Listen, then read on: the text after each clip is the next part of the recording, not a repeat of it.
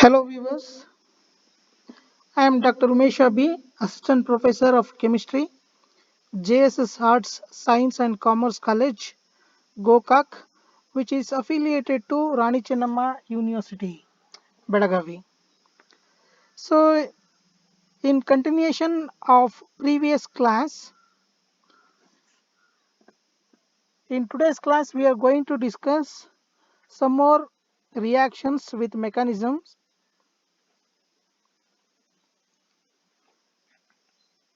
So, let us start the class with the Perkin reaction.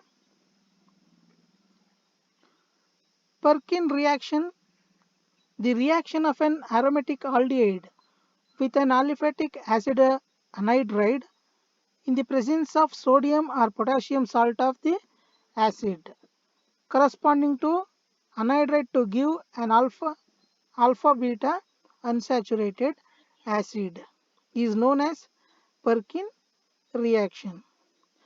So this reaction is carried out by refluxing equimolar quantities of the aldehyde and salt of acid with excess amount of anhydride.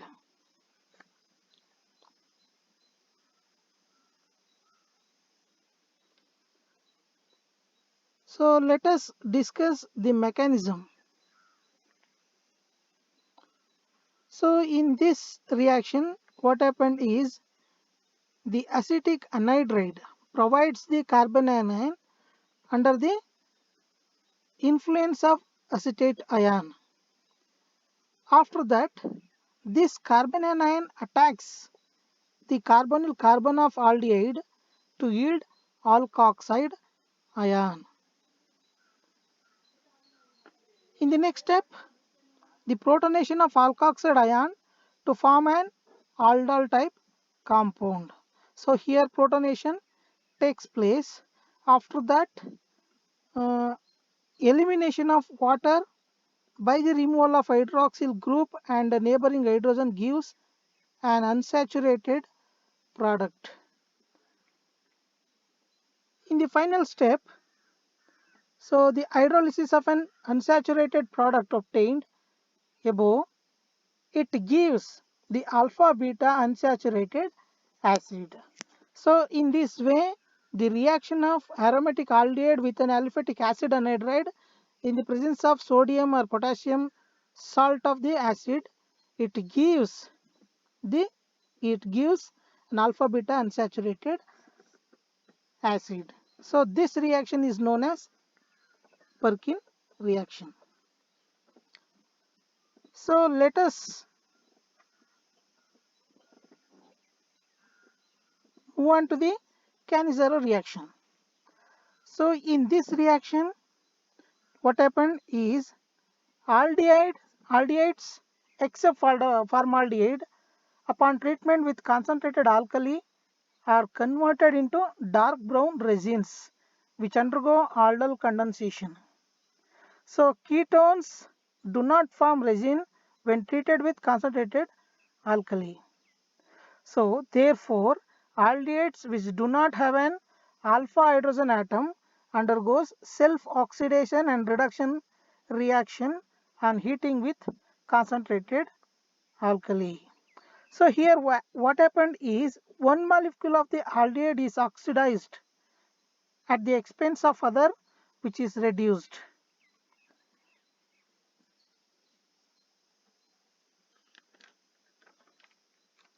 So in this reaction, so the reaction involving simultaneous oxidation and reduction of aldehydes to give an acid and alcohol is called dis is called Cannizzaro reaction or proportionation. In this way, we are going to prepare the alcohol and sodium benzoate.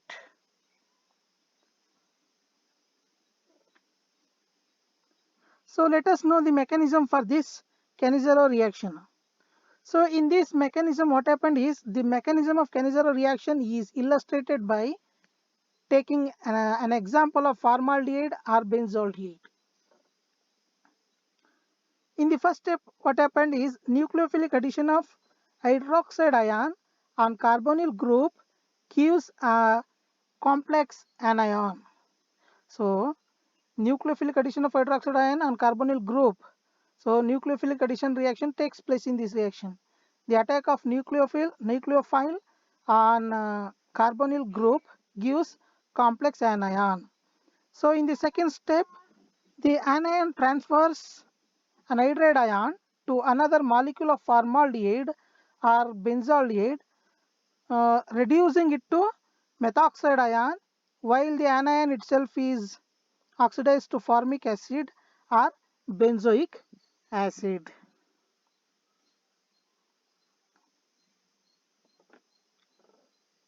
So the resulting methoxide ion and formic acid or benzoic acid exchange a proton to form the methyl alcohol or benzyl alcohol and formate ion and benzoate ion. So this formate ion and benzoate ion in the presence of alkali, that may be sodium hydroxide, gives sodium formate or sodium benzoate. If a mixture of formaldehyde and benzaldehyde and another aldehyde to be taken, the expected alcohols and carboxylic acids are formed. Such a reaction is called crossed Cannizzaro reaction. So the Cannizzaro reaction is used for reducing aldehydes where all other methods fail. This is all about the mechanism of Cannizzaro reaction.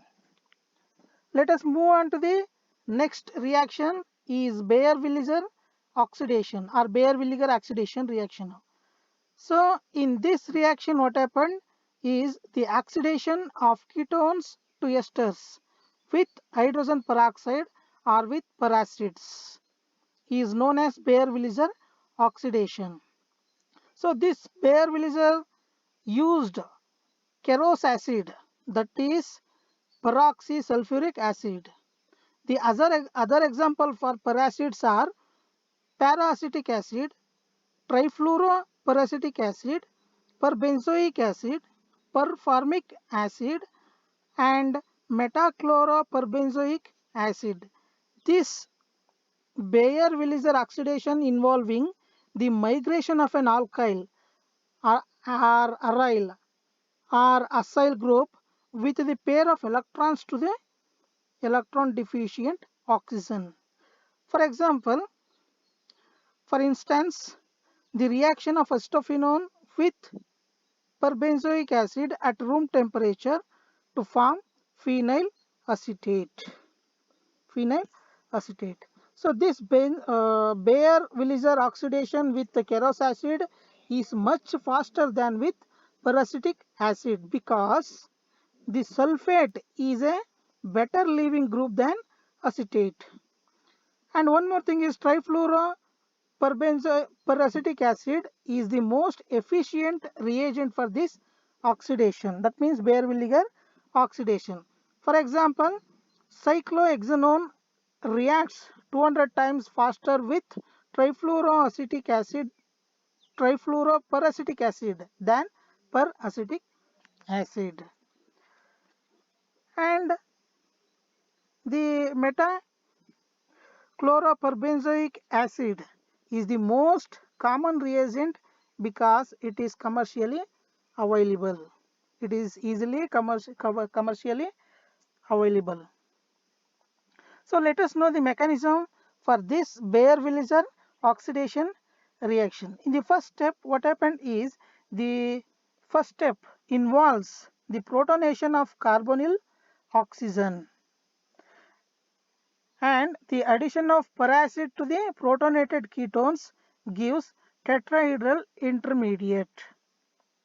After that, in the second step, elimination of carboxylate anion and migration of alkyl or aryl group to electron deficient oxygen atom occurs simultaneously.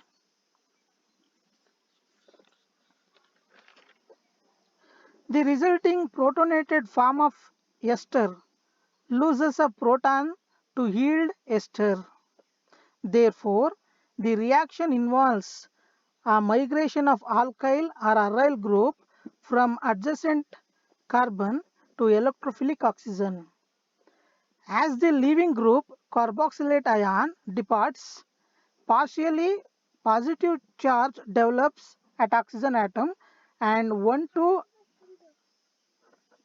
alkyl shift from adjacent carbon to oxygen takes place. So here what happened is the 1,2 alkyl shift from adjacent carbon to oxygen takes place.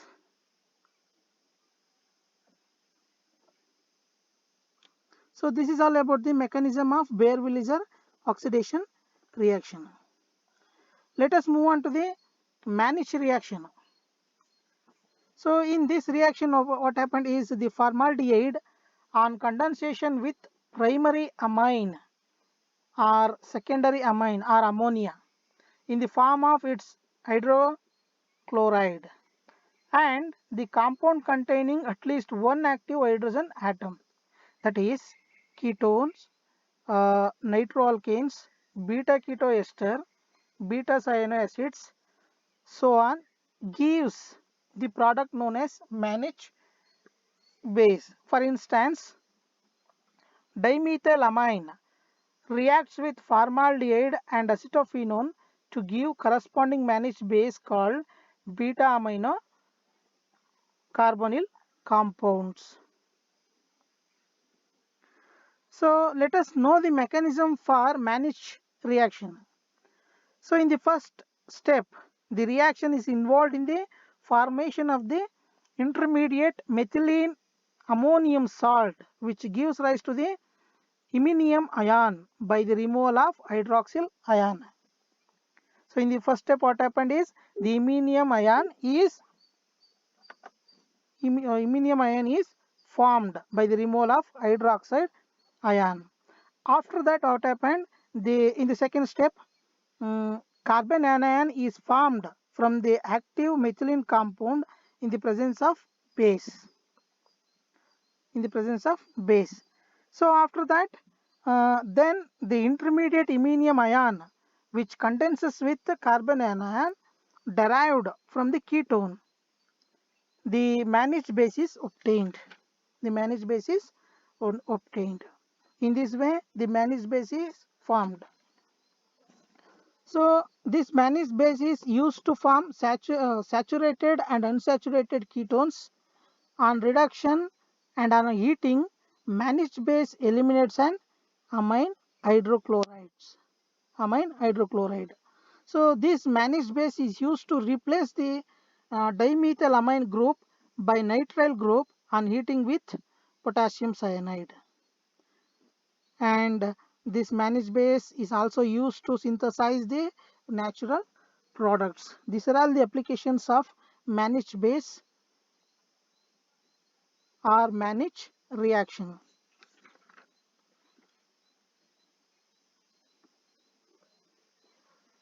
So let us know how to synthesize the coumarin or 1,2-benzopyrone. So this coumarin or 1,2-benzopyrone is look like lactone. So it can be synthesized by the application of Perkin reactions. As we discussed in a Perkin reaction, you know the mechanism for the Perkin reactions. By the application of Perkin reactions, you can synthesize the coumarin or 1,2-benzopyrone. So when orthohydroxy aromatic aldehyde heated with acetic anhydride and sodium acetate to afford coumarinic acid, it affords the coumarinic acid. So on cyclization of this coumarinic acid gives coumarin by the elimination of water molecule. So what are the applications of this coumarin or 1,2-benzopyrone? So These are used as flavoring agent, but their toxic nature has discarded.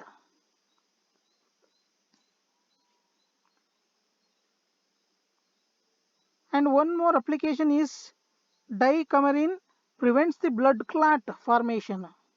So dicoumarine is a derivative of coumarine, 1,2-benzopyrone. So this dicoumarine prevents the blood clot formation. Therefore, it is used in the treatment of coronary thrombosis. These are the applications of coumarine or 1,2-benzopyrone.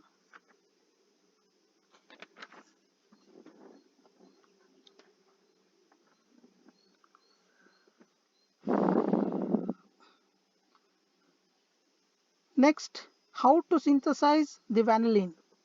How to synthesize the vanillin. So, vanillin is also known as para-hydroxy metamethoxy benzaldehyde. So, this vanillin can be synthesized from orthomethoxyphenol by the applications of Ladderer-Manez reaction. Ladderer-Manez reaction. So, what is the Ladderer-Manez reaction? You should know the Ladderer-Manez reaction before going to synthesize the vanillin. So, this Ladderer-Manez reaction is defined as the condensation of phenol with formaldehyde in the presence of base or acid. So, it gives the orthobenzyl alcohol as a minor product and para-benzyl alcohol as a major product. So, initially, uh, in the mechanism, what happened is the initially phenol is treated with a base to form a phenoxide ion. When this phenoxide ion is treated with formaldehyde, it substitutes formyl ion at the para position, and the resonance takes place, and the final product para-benzyl alcohol is formed along with the metabenzyl alcohol as a minor product. When para-benzyl alcohol is treated with phenyl hydroxylamine, it produces an imine, and the hydrolysis of imine afford the final product vanillin. So we in this way the vanillin is synthesized. So what are the uses of or applications of vanillin? So it is used as flavoring agent and also used to make undesirable odors in plants, and its derivatives, that is ethavan. Ethavan has been used as flavoring agent uh, 3 to 4 times than vanillin. This is the these are the applications of synthesis. These are the applications of vanillin. So